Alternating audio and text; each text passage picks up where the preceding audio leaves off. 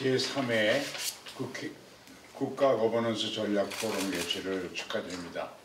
이처럼 뜻깊은 포럼을 준비해 주신 이형용 거버넌스 센터 이사장님, 또 방금 여는 말씀을 주신 임현진 서울대 명예교수님, 그리고 우리 김영배 조혜진 의원님, 또 이주영 부의장님, 이렇게 많은 분들이 함께 해주셔서 정말 감사합니다. 국가 거버넌스 전략 포럼은 국가 발전을 위해 초정파적인 사회 협약을 추구해온 단체로서 국가 거버넌스 발전 전략에 깊이 천착해 오셨습니다. 이념의 세대를 초월해서 통합적 네트워크를 구축하는 일에도 많은 정성을 기울여 오셨습니다. 오늘은 이제 정치 체제 개혁을 집중적으로 토론하는 걸 알고 있습니다.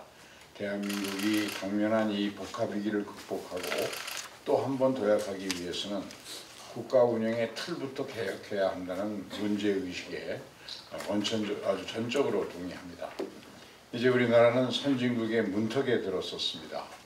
지금부터 우리가 경쟁해야 할 상대는 세계 초일류 국가들입니다. 정치, 경제, 외교, 국방, 문화 모든 면에서 세계 초일류 국가와의 경쟁에서 이겨내야 하는 그런 이제 운명의 시간을 지나고 있는데, 그 관건은 저는 다양성이라고 생각합니다. 우리 사회의 다양성과 창의성, 이걸 극대화하는 것이 가장 중요하다고 생각합니다.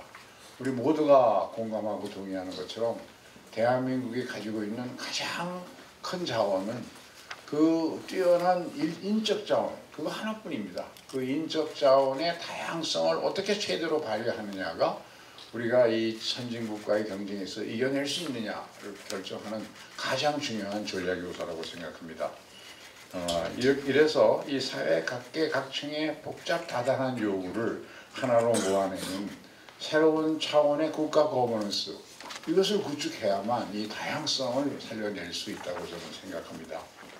그러기 위해서 저는 선거제 개편을 하면서 이 협치를 제도화하는 일이 아주 중요하다는 생각을 갖게 됐습니다. 어떤 분들은 선거제 개편에 모든 책임이 있는 것처럼 의장이 너무 여기에 매달리는 거 아니냐라는 얘기도 합니다만, 제가 여러 가지로 다각적으로 토론하고 생각을 해봐도 아무리 국회의원 300여 분 한 분 한 분은 다 만나보면 나름 훌륭한 그런 그 인품과 지식과 또 그 다양한 경험을 갖춘 그런 좋은 인재들입니다. 그런데 이 선거제를 한번 걸러가지고 승자독식이 선거제도가 근간이 되는 이 거대 양당 제도의 일종의 그걸 뭐라고 하죠? 무슨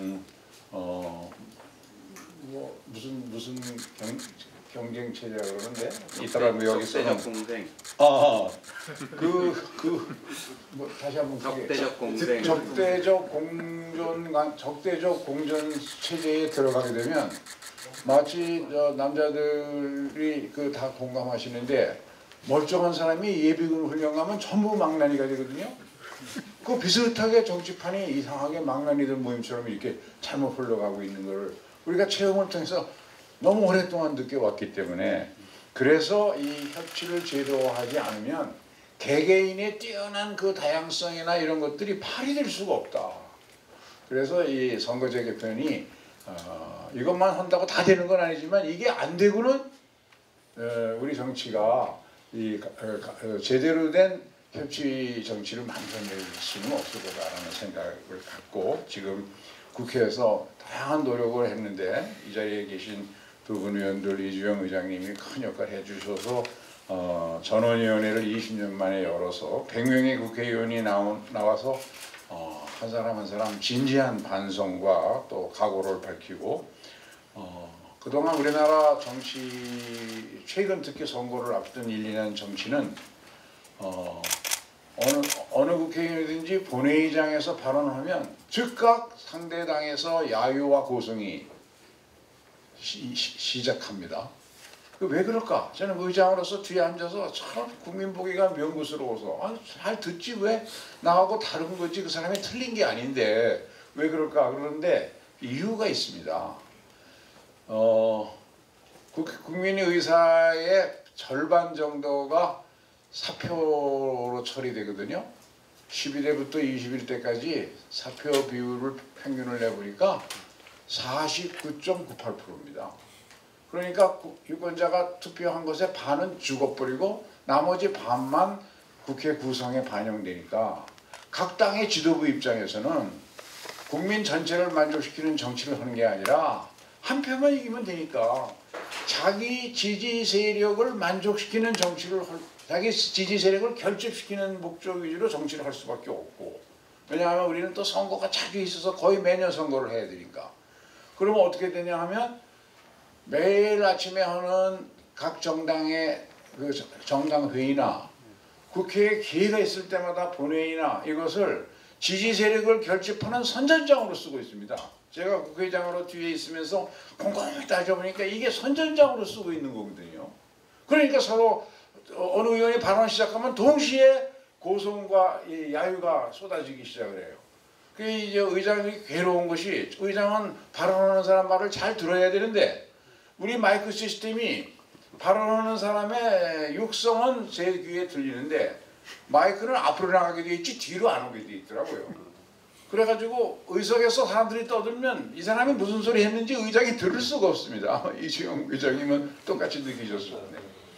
그래서 제가 참 국회의원 100분의 연설을 들으면서 모처럼 경청과 소통의 시간을 가졌다. 그래서 이제 100명의 의견을 다 쇼트로 만들어가지고 요새 젊은이들 좋아하게 이제 유튜브에도 올리고 의원들도 그걸 가지고 홍보로도 쓰고 서로 토론 자료로도 쓰고 하도록 지금 하고 있는데요. 토론에 참여한 거의 모든 의원들이 현재 선거제도 갖고 안 된다는 데는 다 공감을 하셨고 큰 개편의 방향에도 다 공감을 하셨어요. 비례성, 대표성, 그 다음에 지역 소멸, 이 세 가지는 반드시 해결해야 된다. 그래서 저는 이번에 선거제도를 고칠 수 있다는 강한 희망이 있습니다. 다만 그대로 내버려두면 절대 안 됩니다. 이 자리에 계신 분들이 더 힘차게 다양한 기회를 활용해서 같이 뜻을 모아주시고 같이 큰 목소리를 내주시고 적극적으로 의사발표를 해주셔야 가능해서 오늘 이 자리에는 오랫동안 이런 문제에 관심을 가지신 분들이 좀 더 다른 시각에서 좀 더 깊이 있게 통찰력을 가지고 좀 접근해 볼 수 있는 좋은 기회라고 생각해서 저도 관심이 많습니다. 또 선거제도뿐만 아니라 분권 강화, 정당 민주화, 관련된 정치제도 전반에 관한 개혁 방안, 그리고 나아가서는 언제고 한번 개헌 문제도 다루실 테니까 이런 것들이 폭넓게 논의되는 그런 자리 출발점이 되었으면 좋겠습니다. 그런 점에서 오늘 토론에 거는 기대가 아주 큽니다. 제발 이런 토론 등을 통해서 한 표만 이기면 모든 것을 독차지하는 이런 잘못된 선거제도, 특히 대도시의 선거제도가 얼마나 불합리하냐 하면 예를 들면 서울 그러면 서울의 평균 토백이 서울 인구, 그러니까 영어로 네이티브 네이티브 레지던트라고 그러나요? 토백이 서울 인구가 제가 대충 다 확인을 해보니까 3%에 불과합니다. 그럼 서울은 급조된 도시입니다. 지난 20년간 전국에서 지방인구가 모여서 만든 도시가 서울인데 그 서울에서 시의원, 구의원을 소선거구로 뽑으면 됐지. 왜 한 구청을 두 개로 쪼개가지고 국회의원을 한 명씩 뽑는 선거구를 만들어서 그 국회의원 둘이 구청장 밑으로 들어가는 그런 정치 문화를 만드느냐. 그렇게 하는데 당선된 그날부터 서울에서 뽑은 국회의원은 지역구하고 아무 상관도 없습니다. 서울에서 국회의원이 여기 김영배 의원 서울이지만 정치활동하는데 지역구 활동하면 그건 다 구의원, 시의원 공으로 들어가는 거고 국회의원이 본래 해야 할 중앙정치의 그 큰 토론 의제와 이런 문제들 그걸 위해서 다 전날부터 움직이게 되거든요. 그래서 우리 정치 문화에서는 한국의 대도시 형성이 너무 급격히 이루어졌기 때문에 서울, 부산 등 광역시는 이게 현행 소선거구제가 정말 안 맞습니다. 국회의원의 지역 대표성이 전혀 없습니다. 그리고 부산에서도 17인가 18분을 뽑는데 그 사람을 구청별로 쪼개가지고 어느 한 구청에 한 명씩 또는 한 구청장 밑에 2명씩 이렇게 뽑는다는 거는 넌센스 중에 넌센스입니다. 그러면 시의원, 구의원하고 국회의원의 일을 어떻게 구별하겠습니까? 그래서 이런 점에서부터 좀 깊이 있는 토론을 통해서 국민들의 관심이, 다른 나라에서는 대통령제와 소선거구제가 잘 결합되는 제도일지 몰라도 우리나라 대도시에는 정치 담론의 형성 모든 과정을 보면 그런 지역의 반상회나 이런 데서 절대 세금 올리고 낮추는 문제, 안보 문제, 대한민국에 나아갈 성장 동력의 육성 문제, 이런 중앙정치의 담론을 만약에 어떤 지역 주민들끼리 반상회에서 꺼내면 그 사람은 정신병자라고 합니다. 그런데 그런 일들은 다 어디서 일어납니까? 인간이 정치적인 욕망이 있지 않습니까? 제가 관찰한 거로는 전부 향후회가만 있습니다. 우리나라처럼 대도시에서 향후회가 잘 되는 나라가 없습니다. 왜 그럴까요? 향후회에 가면 서로 근본을 아는 like-minded people들이 모여 있으니까 거기서 소주 한잔 먹으면 정치인 욕하고 국회의장 욕하고, 그러고 이제 시작하다가 보면 자기들의 정치적인 것들을 얘기하고 그 자리에서 정치적 담론이 형성되거든요. 그래서 우리나라 대도시의 소선거구제가 안 맞습니다.